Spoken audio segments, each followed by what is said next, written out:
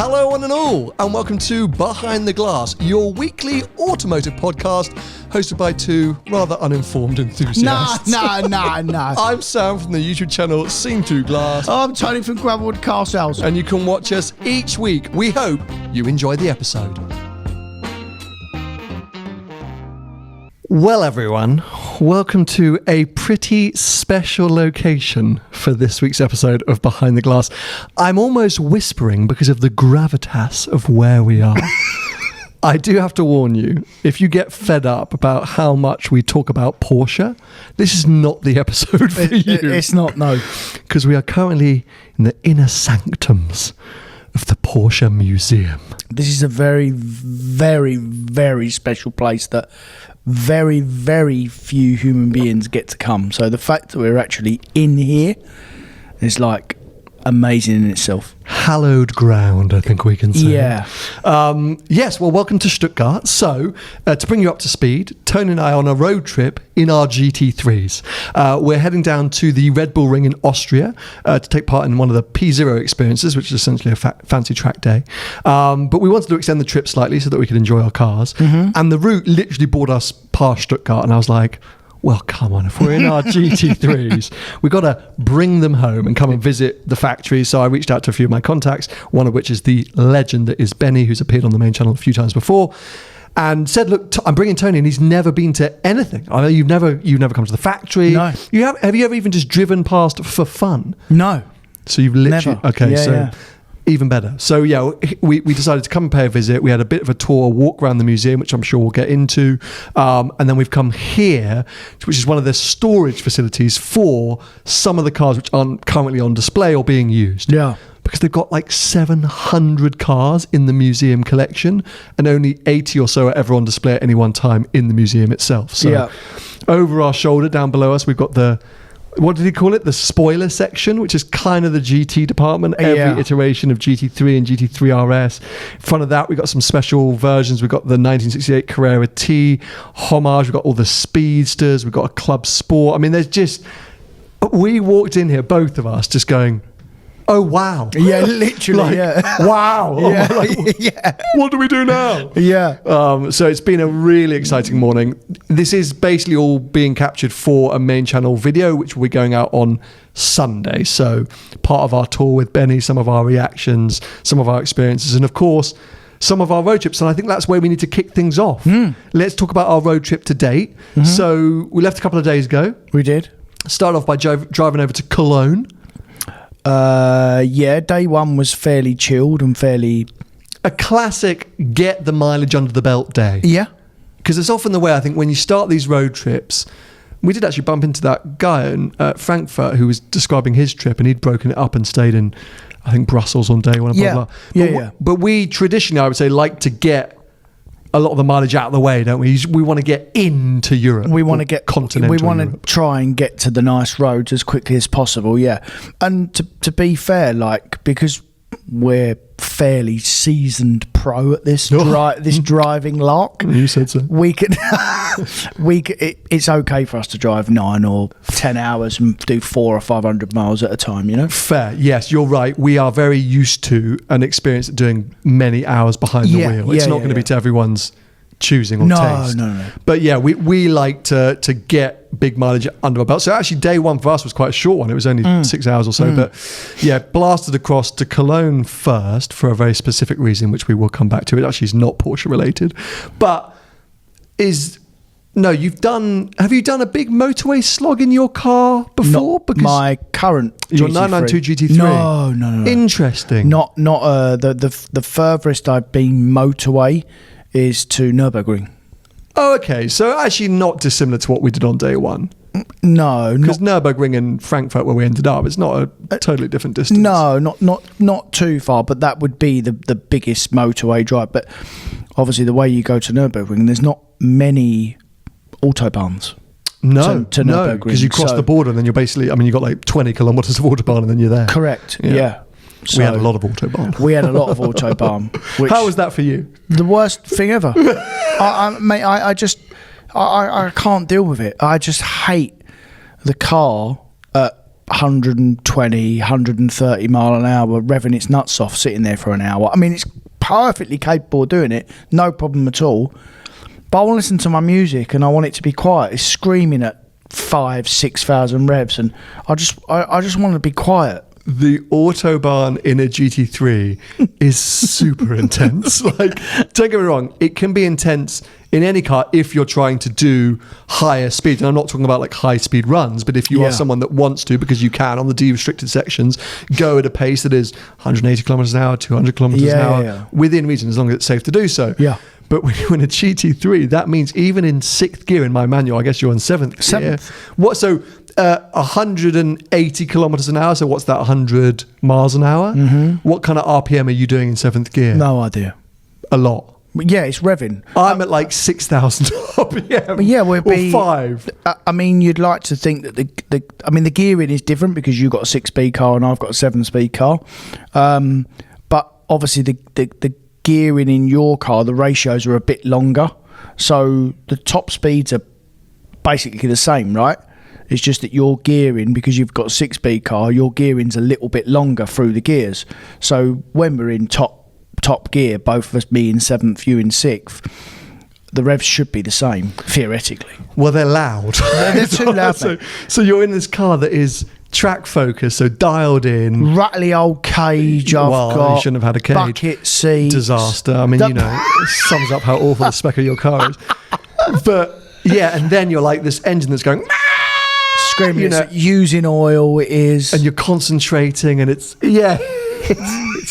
not that relaxing. Get me off this motorway. Yeah, I mean, I love my car and I love doing road trips in it, but I really don't enjoy driving on the motorway in it. No. Because you're right, you barely can't hear your music. No. It feels way more frenetic and frantic than it probably actually is. If you were in even your Pista, but I've done this trip many times in an F-Type, in my 360. It's a very relaxing drive. Mm-hmm. But yeah, this is like, yeah, it's why, in general, I say I like turbocharged cars, because when you have got to do a motorway run, they're quiet. You can shut them up. Yeah, I just think it's a highly strung thing, the GT3. So day 2 of the trip, I'll drive from Frankfurt's hotel down to Stuttgart. We'd set the route to no motorways. Yeah, we had a good time, mate. In general, bit of crap, but yeah, like it was all right. I don't think Frankfurt to Stuttgart, even though it's a lovely Bavarian area, is supposed to be filled with the world's greatest driving roads. Of course not. Although we did see a lot of like cars and bikes. We saw so many bikes. So many. But we saw a lot of decent cars that were clearly out for a Sunday morning drive. I think we didn't really necessarily stumble across the greatest driving roads. I got frustrated at one point because it felt like we were in a lot of traffic and going through a lot of towns. And I was a bit like, I'm kind of a bit fed up now. Yeah. But it was a nice day, and the end of our day was spectacular. I thought that final drive was amazing. But and then that brought us to Stuttgart. But let's just go back, because on the way to Frankfurt, we stopped off in Cologne. Mm-hmm. Should we talk through why we did that? What experience we had? I think we should, because you've teased it. I mean, you've got to say something. You've set it up, so off we go. Well, I went to look at a Ferrari 575. Yeah. So, shock and horror, potential 360 replacement. I've spoken a lot this year about umming and ahhing about the Modena and what I should and shouldn't do, and I'm leaning more and more towards actually maybe it is time to move on. But there's no Stradales on the market, and Stradales are at least £100,000 more than my car in value, at least. Probably for a left-hand drive car. Right-hand drive, you're probably looking at 150 grand more in value. So it's a significant step up. And I've just been browsing and going, well, what else is out there? What other Ferraris could I consider? Maybe as a short-term move, or that are more for... Anyway, long story short, a lot of people don't know this. The first Ferrari road car I fell in love with before the Stradale was a 575. I didn't even know that. Potentially it was a 550. I think it probably was a 550. But long story short, there was a Nicolas Cage movie called Family Man, I think, with Tia Leone. No idea. What a babe. She really? was. When I was 12, 13 years old, Tia Leone was right at the top of the list. Anyway, so he starts off the movie as a stereotypical I'm going to say it, wanker banker. Living the high life. He's single. He's a player. He's got an amazing apartment. I'm guessing in New York City. He's making loads of cash, and he rocks. I think it's a black. I'm going to say I thought it was a 575, but it's probably a 550. And it was just like the coolest thing. The whole movie is about how he has to rediscover that actually that's not the way to live life, and he goes back to his first love. You know, I'm there going, oh no, I want to be the male chauvinist. Yeah. So I fell in love with the idea there, and that's the first Ferrari road car that I was like, I want one of those. And then I think it was Bad Boys 2.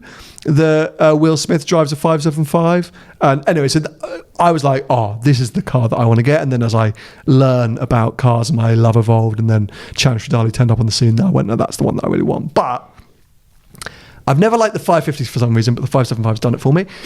And there was something called the HGTC pack for the 575, which was carbon ceramic brakes, most importantly, much stiffer front and rear suspension and roll bars and everything. You could option the bucket seats, even though they were optional harnesses. Like it's aggressive to say it was the GTO or the TDF of the 575, but it was of that ilk. The equivalent. And only 100 cars were made as HGTCs. Yeah, fair. So I've always thought that would be the route I want to go. And one popped up in Cologne. Beautiful red tan interior. All right price-wise. I think it's up 130,000 euros, which is 115,000 pounds. I thought, you know, I'm sure I could get it lower than that. Obviously, I'd have to pay the VAT if I imported it to the UK. Yep. But anyway, lots of things that like 2 owners, 30,000, maybe 30,000 kilometers. Anyway, all good signs. So off we went. We did. With the desire to purchase this car. Got there, really nice showroom and dealership, wasn't it? Very really nice. Shared with a specialist combined with a Lotus and a Maserati dealership. Hold on a minute. Hold on. What? Was you actually genuinely, really considering going to buy it? 100%. Oh, right. Oh, I got finance quote through from Magnitude. I knew what the finance... Okay, so you want to know the truth of the situation? I just told... Well, yes, please. It's like half story you're telling these people. Benny from Porsche this a moment ago. My actual plan was to negotiate a price, pay a deposit, and get you to buy the car, import it to the UK, then I would pay the VAT to register it, and then I would buy the car from you and finance it from you. Because Magnitude did say that they could finance the car as a European purchase, blah, blah, blah. But obviously, if it's buying it from you, it's still a bit more straightforward. It's loads straightforward, yeah. So that was going to be... Thanks for that. Yeah. Thanks for telling me. That's why I took you, mate. Because I was going to sit there, negotiate with the guy, agree a price about, right, and Tony, then get me to pay it. Tony, pay the man. But yeah, so we arrived, went upstairs. My first glimpse, I was like, you know, it's nearly a 20-year-old Ferrari. It looked a little tired. I'm realistic. Being the owner of a 20-year-old Ferrari, I wasn't expecting it to be perfect, but I could see a few bits that I was like, okay, that's expensive. That needs paint. That's probably had paint. The split rims were a bit of a disaster. Like just... It wasn't for you, was it? Well, on initial inspection, it wasn't not for me. On initial inspection, it was like, okay, so immediately I know it does need work. Yeah. But which you'd half expect. Yeah, I wasn't shying away from that. So off we went to find the salesman. And at the time, we'd met in the car park 2 other blokes who'd come over and said hi, and he said he'd seen the channel a little bit. He wants a Stradale too. And when he said that, I thought, oh, they're going to be here to look at the same car as me. I was like, he wants a Stradale. He had a 355. I said, they're here to look at the 575. So in we went and found the salesman and said, I called, I'm here to see the 575. He goes, oh, brilliant. These guys just turned up to see the car as well. And I went, oh, no, because I hate that. Like a bidding war. It's literally like a bidding war. So I was immediately turned off. So I thought I'd wait around. So I said, oh, well, look, while I wait, I'll let them, can you just tell me, like, what, you know, do you own the car? Or is it here on consignment? No, I own the car. I went, oh, brilliant. And I said, have you got here she goes, oh, this is the Geneva Motor Show launch press car for the handling pack. I went, oh, that's cool. I didn't know that. I said, and you know, how long have you had it? He goes, I bought it off a collector in 2019. I went, okay. From my little bidding war, I'm like, right, so you've had the car 4 years. You're desperate to sell it at this point, mate. I'm going to swiftly get you with a really long run up your show. And he goes, and I said, when was the last major service? He goes, 2019, a full Ferrari service. We did belts, we did everything. I said, oh, nothing since? He goes, no, the car has been here, hasn't moved 5 kilometers. Now, for me, that is red flag central. And me. So here, you know, we are literally in, as I say, the intersection of the Porsche Museum. Every car here is being maintained. Of course. Doesn't matter if it's a 1950s Watt or a 2023, etc. They're being fettled on, they're being maintained, they're all plugged in on chargers, they're moving, they're going into the museum, they're being taken to events. That's what you need to do with not just a modern car, a classic car, but especially a 20-year-old Ferrari. So the fact that he told me that for essentially 4 years the car hasn't moved, hasn't been worked on, hasn't rolled a wheel, I was like, oh no. So then I was like, okay, well, you know, this happens, especially collector cars, especially collector Ferraris. It might not be a disaster, but I know immediately things are going to have seized, things are going to have to be replaced. But again, I'm not scared by that. So I said, okay, fine. Do you have the full history folder or file? And he went, ooh. And he goes, big problem. There was a robbery in the building. Of course there was. The toolkit was nicked and the history folder.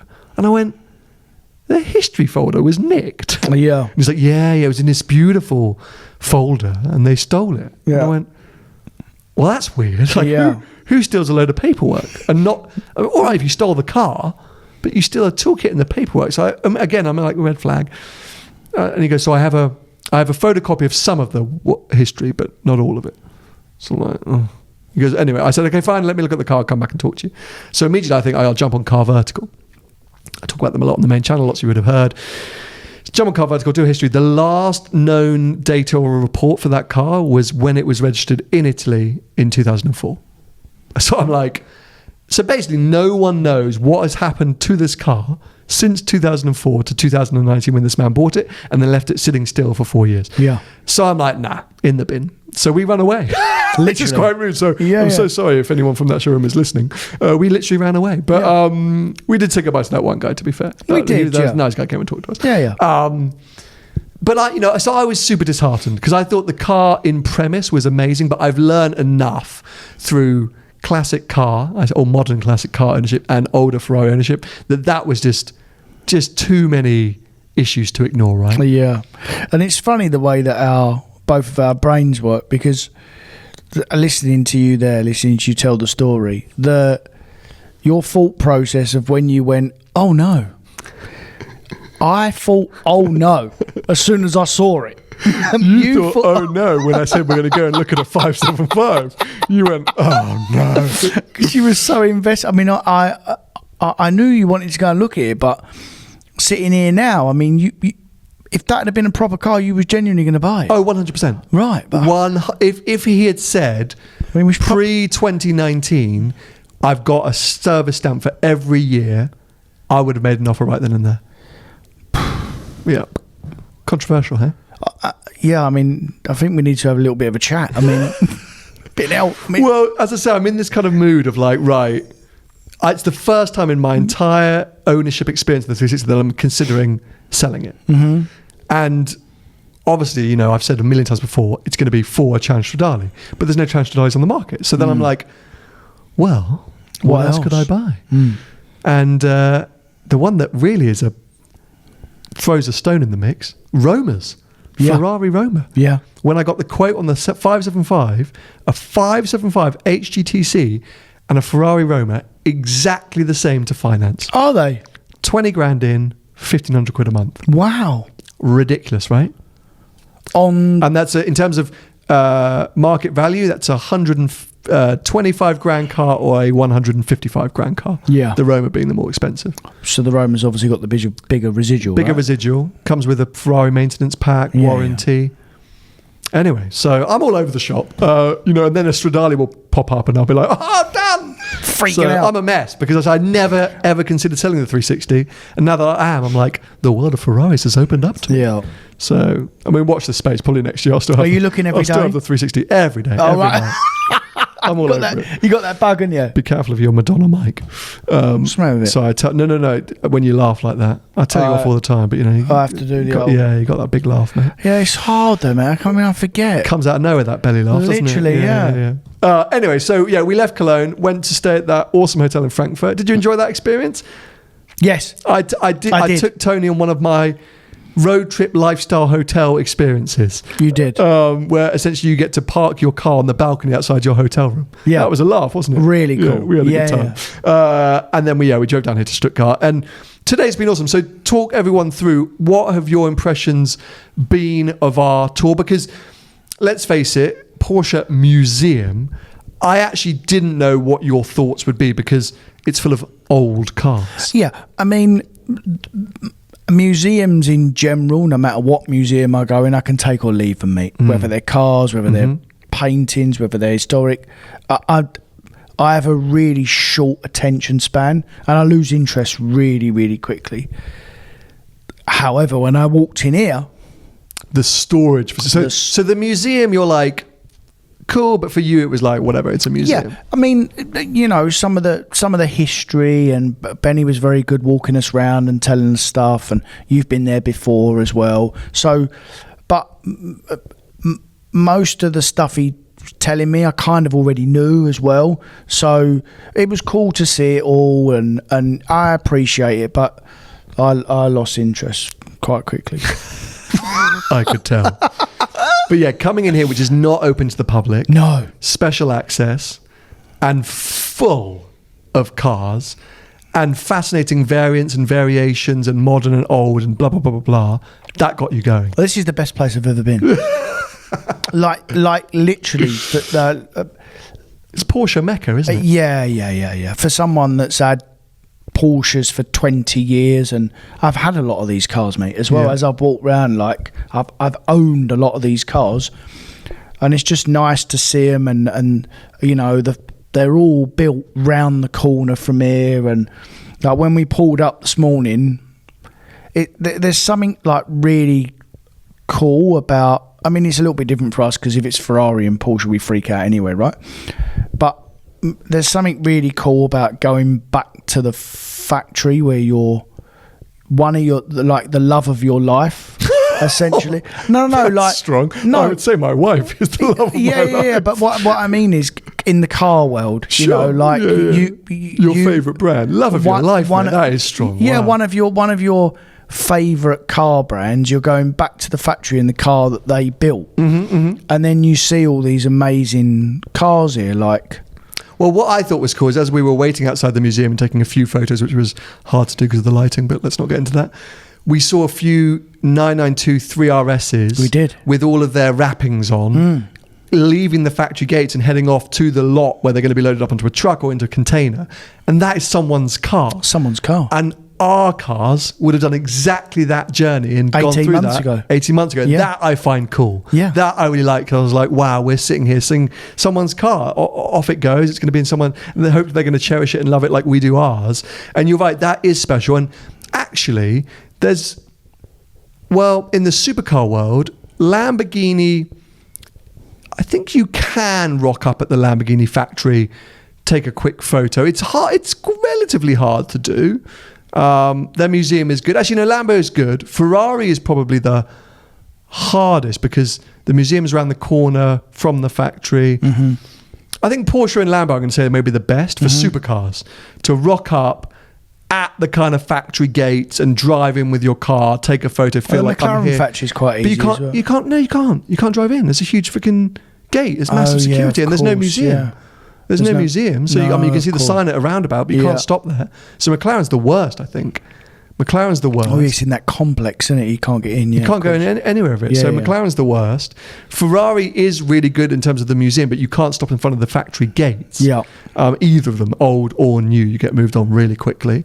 But the museum's nice.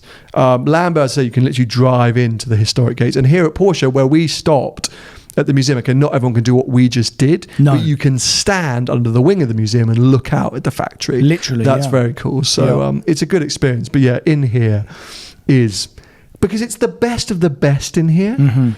They've got all the special editions, from everything where there's a China edition turbo. I didn't even know about that. No idea. Through to one-off projects that designers or factories or the museum have created to celebrate certain moments in time, and things that you didn't know existed, and manual variants, or it's just like, you think, oh cool, like a load of Porsches, but it's not. It's the ultimate variant. Cars in here we're not allowed to talk about. You know, like, it's mega, isn't it? That's the best part. Walks you around and tells you the stories and stuff. You think, flipping hell. When Benny starts whispering, I'm like, oh, it's going to be a good one. Because we're the only people here. Like, it's literally, a huge warehouse. The only 3 other people here are Porsche Museum mechanics. Yeah. And when he goes, so this car. I'm like, why is he whispering? But I'm like, now I want to listen. Yeah. That's like me. Maybe You don't want to listen for the rest of the time? Well, no, like, but I feel like when he's just shouting, I know the story as well as he does. Yeah. He's like, this is, I'm like, yeah, cool. Like, we all know what we're looking at, apart from a few things that I got wrong or didn't realize were as special as they were. But when he does the like, come in close, I'm like, legit. What do you keep looking at, by the way? You keep looking over my shoulder. No. I'm just looking at a car. I'm just what looking. Are you admiring? I'm just looking around, mate. Like I still like. I've been in here for an hour and a half. Yeah. And I still like look round and think like, how am I in here? Yeah. Well, thank you to you lovely listeners of the podcast. That's how and why we're here. Yeah, so, I am also stressing because why are you stressing? Cinematically, Instagrammably, TikTokery, I have not captured anywhere near as much. Like, this is literally, I could make a year's worth of content in this room. Yeah. And I haven't even started. We did a walk around, a rough, which is why I hate doing those, but we did it.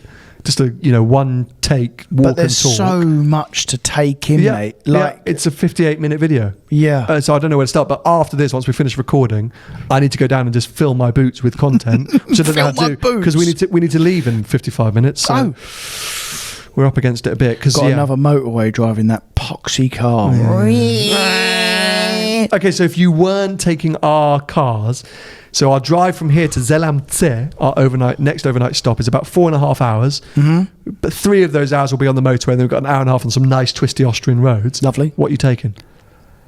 We had this conversation a little bit last night, and it's really difficult, mate, to find if you're going sports car. Yeah. By the way. Well, stick with Porsche. I mean, in this room or this warehouse. Now? Right now. So instead of taking up, we said to Benny, we're leaving our cars here and we're taking 2 separate cars to Austria and we'll drop them back on the way back and pick up our cars. Oh, right. GT2 or 918? Interesting. The last GT2, the 991 GT2? Yeah, of course, that green one we saw. Yeah. I don't know what it looks, maybe olive or Brewster green. It's a very dark, saturated green GT2 RS, just in the corner over there. Yep. Probably a bit too dark. Because it'd be just as good on the mountains and on the main motorways, I can shut it up. 918 is such a great shout there because we've been so lucky with the weather on the strip. It's been sunny every day. I think 918's got to be up there for me, but there is I'm such a nerd. That 997 Sport Classic over our shoulder I love. There's a 993 Turbo S that I can see, which I adore. There's a few, there's an Irish green 991 Carrera, which was one of my inspiration cars, the 1 millionth 911 that I love. 997 Generation 3 RSs. I mean, there's too many cars, but for the journey we're about to do, it's so hard because if you take the motorway bit out, we're in the best car. But we have to consider the motorway. Of course, because we've got to do it. But if you'd said to me you're going up and out road, what you want to take, it probably would be my car.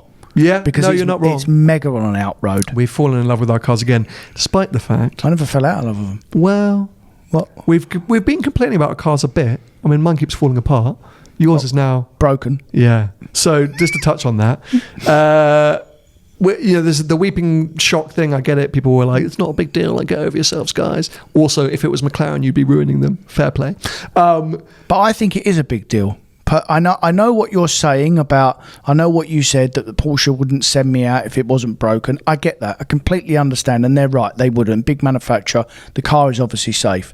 But me as an owner that owns a very expensive car, to anyone, there's something wrong with that part. That part is faulty because it's weeping. So I want it replaced. That's all I'm saying. Okay. So when I get back, if it's still weeping, I'll insist I want it replaced. It's got to go because it's broken. Okay, as far as I'm concerned.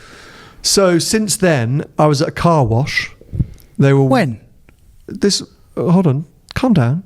Since that moment, since that whole debacle, I was at a car wash and wiping. We're wiping the inside of my the side window, driver's side window, and as we're wiping it, holding the glass, and the glass of the side window cracks under pressure. It literally has a little crack, and I'm like, oh, obviously I'm like, these things happen. The car wash cool, we'll accept liability, we'll replace it. Let's all figure it out.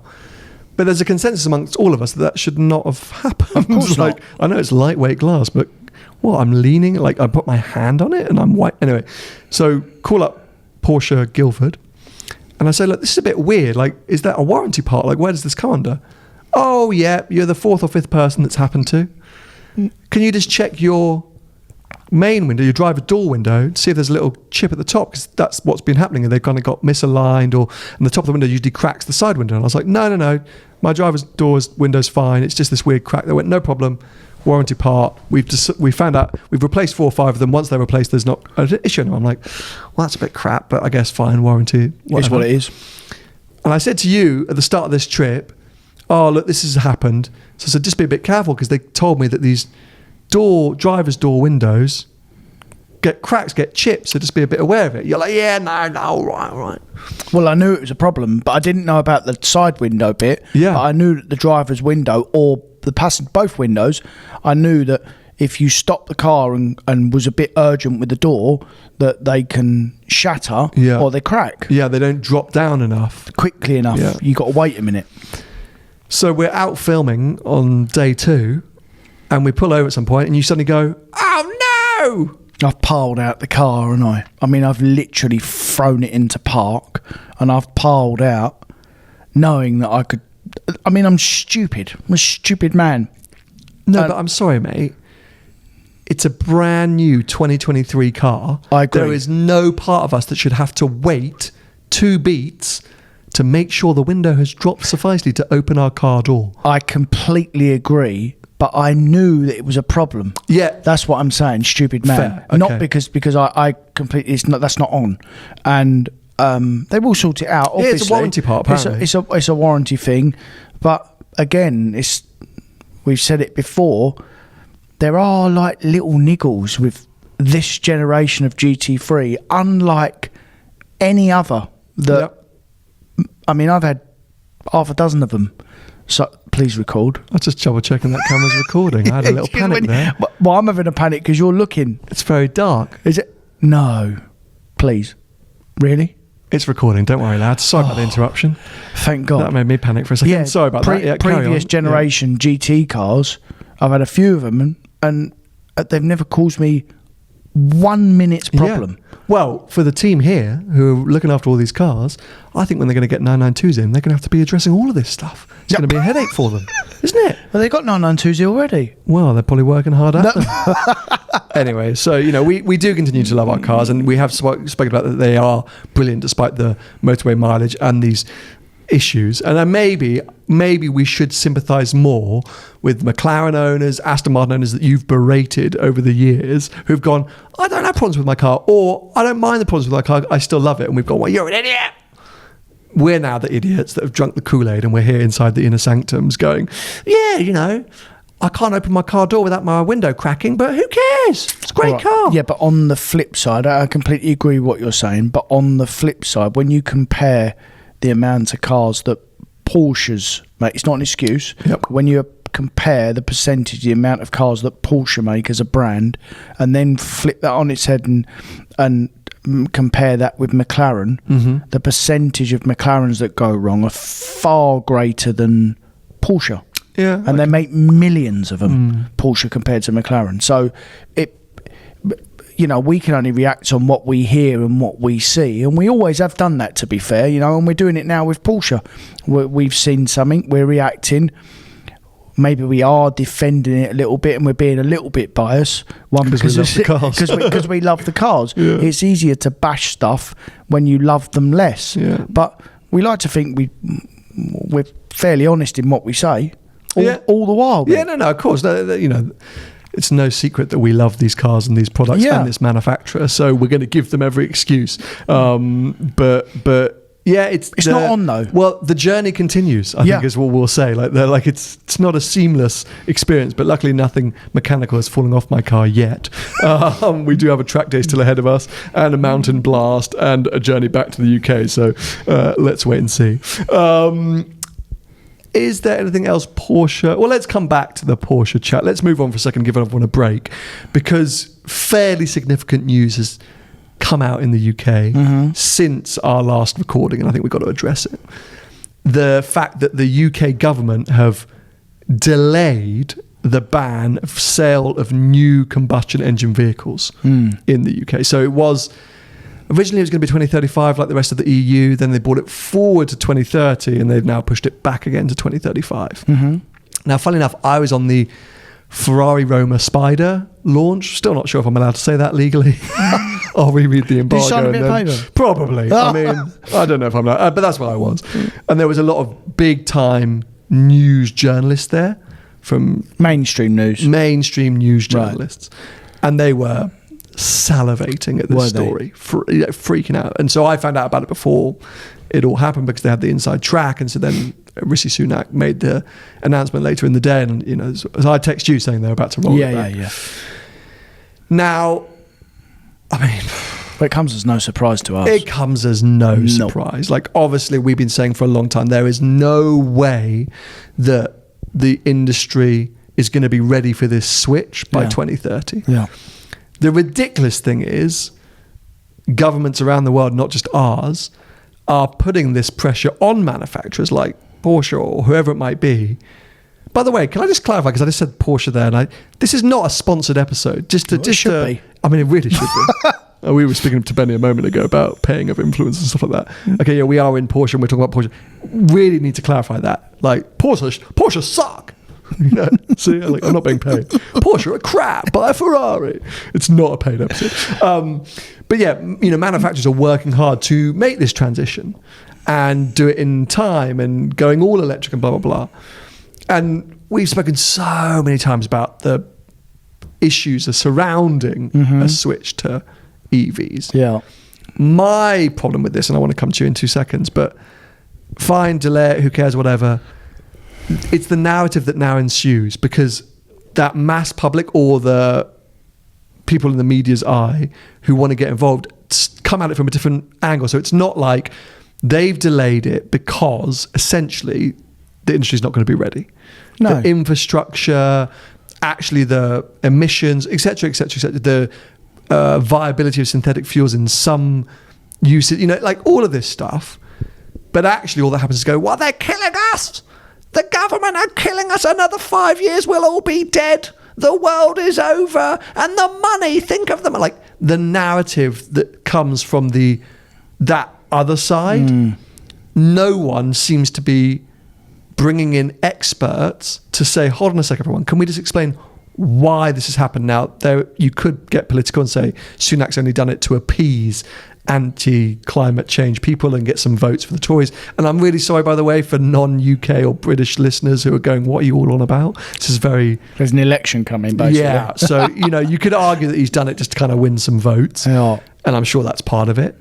But, you know, this is our world and there is a conversation around this. And so I know you're not surprised, but where's your head at? Like, what's your thinking around this? I always thought initially that the 2035 target was unrealistic as well, by the way. I genuinely still think that that's going to get moved. Honestly, I just don't think like, when you look at the car in general, as in the combustion car, we've spoken about this so many times before. How long did it take them to get it right? They want to squeeze all that into a 10 or 15 year period for electric. It's not a thing, mate. It's not going to happen. And you know, it's like reinventing the wheel, essentially. You know, this is one of the biggest changes to the automotive industry, like ever. You know, it's a huge upset of what we've got to do to get this right, you know. I don't think it's only 10 years away. It's not going to happen. So what is this going to do to the already fragile new and used EV market? Because in the last 12 months, we've seen some nervousness creep into the EV market. Yeah. People having experiences, not enjoying it, want to get rid of the car. Business lease owners coming to the end and going, I don't want another EV.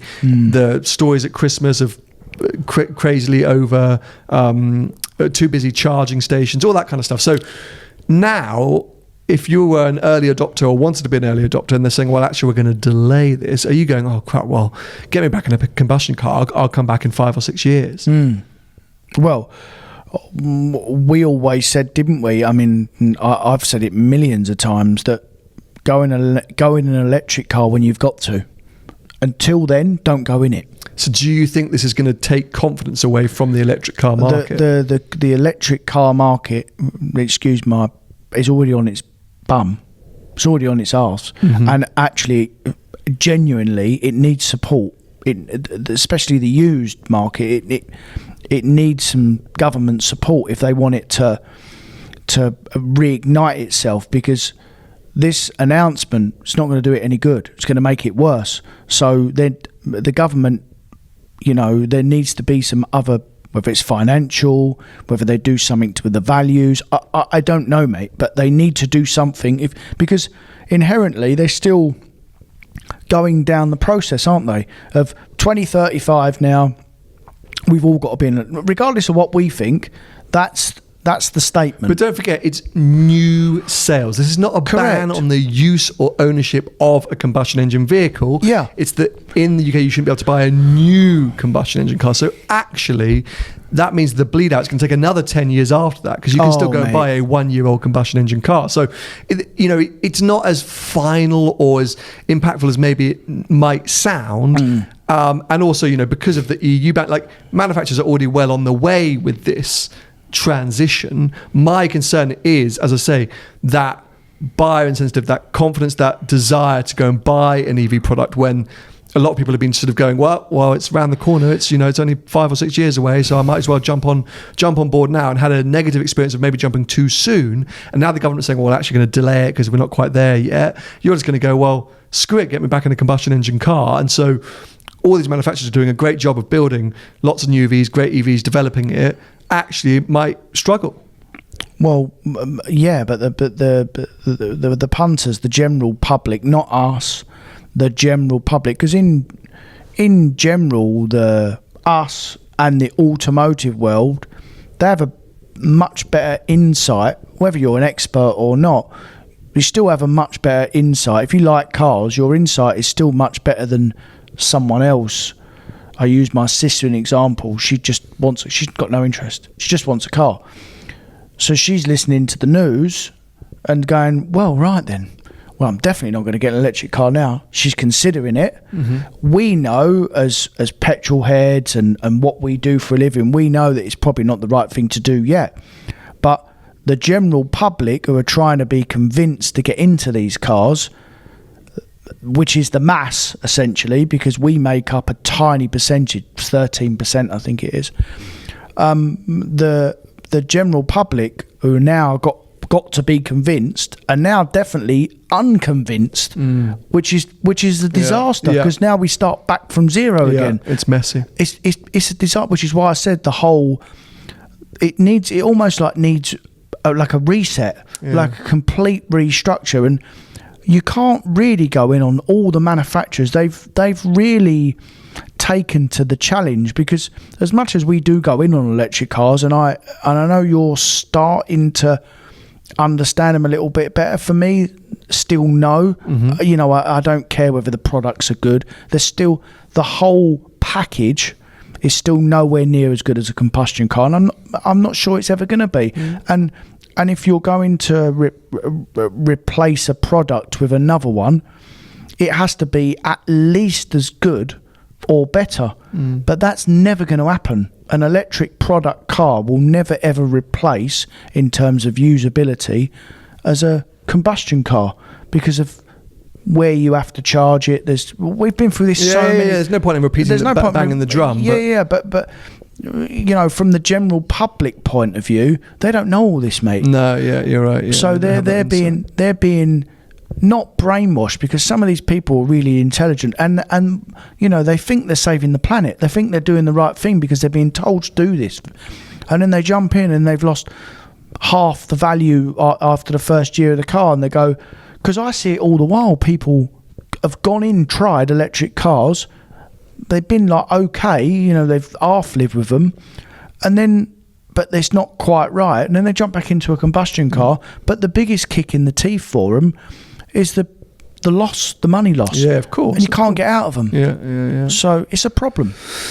Well, let's see. As I say, I think that was my takeaway was like, okay, fine, it is what it is, but I do think it's going to have a bit of a kick on the confidence in the electric market and those values that were already tough, I don't think people are going to be looking at that going, oh, but maybe I'm wrong. Maybe the government have got it wrong. Maybe it is a desperate ply to try and get voters back on side, and actually the world has moved on and people have a certain mindset. We'll find out in the time ahead. But theoretically a big news story. However, as Tony mentioned, there is an election coming in the UK. If a government changes, they could easily then bring the ban forward again. So we don't know what's going on. But that's not their biggest problem. No. Let's not get into politics. No. But no, I don't mean the government. I'm not talking about that. The electric car market is already on the floor. It already needs support. 100%, and we did that episode. I just don't want to repeat ourselves. I'm just aware that last couple of episodes we've spoken a lot about used electric market and electric cars in general, and it's obviously one of our favourite topics. But we're here in the home of Porsche Museum, surrounded by actually some interesting electric cars, but a lot of combustion engine cars. And I just feel like we're about to go into a huge rant about EVs again, and we literally finished off last episode doing a rant about EVs. So I'm just going to put a pin in it. We will come back to it because I've got a big EV main channel video going live in October. So that'll be your opportunity to go in. So just because I'm staring at my watch thinking, oh my God, I've still got so much Instagram and TikTok content to make, FML. A quick word on what's ahead. So the track day. Red Bull Ring. Big crash. Huge crash. You've never driven around it before? No, I'll be all right. You're excited. You've been studying, and you've told me many times that you've been watching a lot of YouTube videos on the lines and which gear for which corner and where to brake and what angle.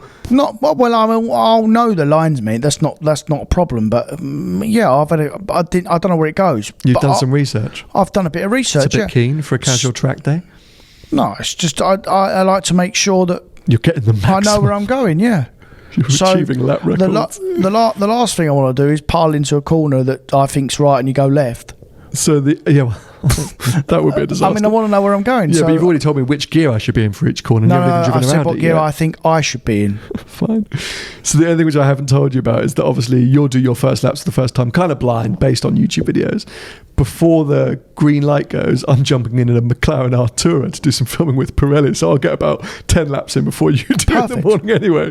So, still be faster than you. I've got no excuses, right? But anyway, that's all to come. So we've got a few more main channel videos to come. This one, as I say, or at least the trip down here, will go live on Sunday. Then we'll have the actual track day experience where God knows what that's going to be like. Full disclosure, Tony will be faster than me because I just have no desire to crash my car. So I'll just be pootling around. I have no desire to crash mine either. But you will crash yours. No. And then also hoping to create some content up the Gross Glockner, one of my favourite European roads. We're going to try and go up there in the cars at some point as well. So make sure you keep an eye out on the main channel for plenty more content to come. We should hopefully do the next episode from the Red Bull Ring as well, talking about our experience and sort of what it's been like out on track, and maybe even in one of the other press cars they're going to have available. I'm going to say tight-lipped on that because if it's not that, it's such an exciting idea that if it doesn't happen, it doesn't happen. But yeah, I'm going to wrap things up a tiny bit earlier than usual today because, as I say, I just want to capture so much more of this incredible room. But we're so sorry, but we're in heaven. We're in heaven. So we're going. We're trapped in this room talking to you, and we want to leave. So anyway, hopefully it's been a fun, slightly behind the scenes, off the cuff episode for you all. Head over to Instagram if you want to see a bit more about what's going on in here, and subscribe now, etc., so you don't miss those future episodes that I just teased about. If you want to follow Tony, he's at Tony Growwood Car Sales on most social media platforms. I'm at Seen Through Glass. This podcast is at Behind the Glass __ podcast. And a very quick shout out, if you're still here, because a lot of you turn off at this point, there are still a handful of tickets left for our shows in Perth and I think Gold Coast. I think there's like 5 tickets left for the podcast in Gold Coast in Australia, and maybe a handful more left in Perth. So get buying now, otherwise you'll miss out. Anyway, let's wrap things up there. See you next week. Bye-bye. See ya.